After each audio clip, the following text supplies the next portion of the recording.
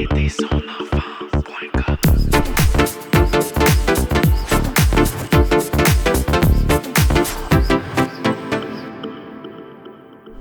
everyone. This podcast is co-produced by aidersonenfant.com and la Fondation Jeunes Tête.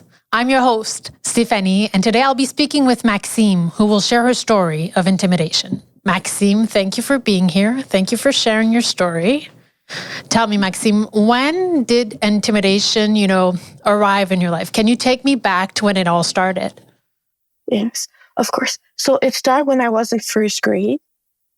Some of my friends in class were calling me names about my physics and everything.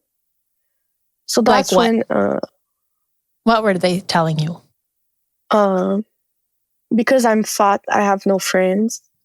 Or maybe she's pregnant because she's fat. Oh.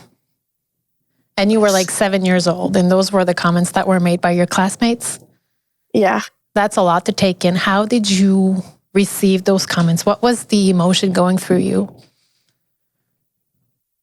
When it first happened, I thought it was normal that some people were talking to me like that because it happened a lot.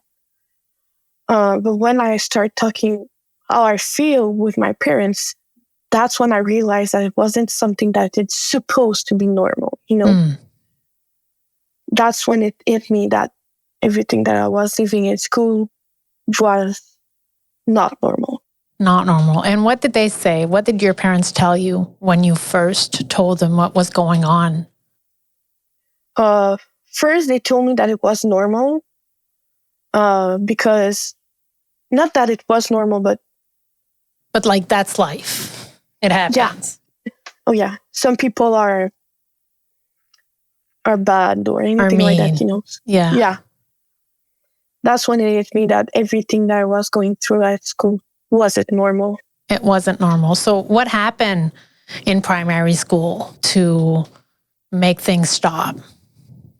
I changed school. Yeah. Really?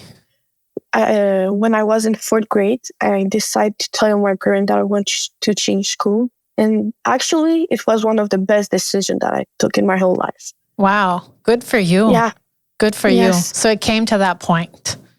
Yes, because... Yes. No, go ahead, please. Because when I first arrived at my new school in fifth grade, I actually knew some people already because my neighbor was going at the same school. So he really helped me going through some tough time in my life.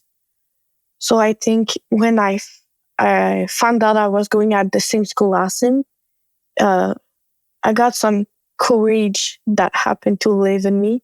And I love every moment that I had with him. So yeah.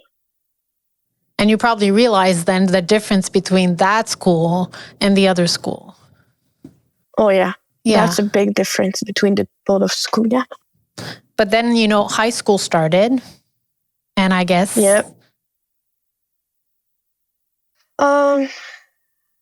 It was hard, actually. Because it was a new school, new people. Yeah, and people are really mean in high school, It's not the same meanest thing that they were saying to me in primary that they are saying to me in high school. Oh yeah? In what way is it different? They weren't saying to me directly the commentary that they were saying about me. They were telling their friends about it. And when I was going to the walk in school, I was just hearing what they were saying. So that was really hard for me to take it because they didn't have the courage to tell me in my whole face. Okay, so the image that I have is this. So you're walking in a corridor and you hear them. You know it's about you, but they're not telling it to your face. Is that correct? Yeah. Yeah, exactly. The way you were intimidated in high school was different. How did all of that affect your mental health? I had... with all the intimidation that I was living through primary to high school, I developed a eating disorder, actually. You did? Yeah, and it was really hard living with that because, I was eating, and after that, I wasn't feeling so well. So that's when it hit me that everything that was going through in my life affect me a lot more than I was thinking it would. Stress, anxiety. I had trouble sleeping. I had trouble just living a day with my friends because of that, because I thought that sometime they were going to call me I was fat or anything when they weren't going to do that. They're my friends. So you were hyper vigilant, I would say. Yeah. In a hyper vigilant state pretty much all the time. Yes. Well, that's very exhausting. That's exhausting. Yeah. So what else happened? Are there other things that you stopped doing that you were doing before? Yes. My physical education class, I wasn't going to go there. Or when I was going to go, I was just on the bench every day. So that wasn't really fun to do.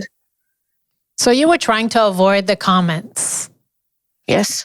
I'm sure you dressed a certain way as well, or tried to hide. I wasn't wearing, jogging, no t-shirt, no shorts, none of that. Just hoodie.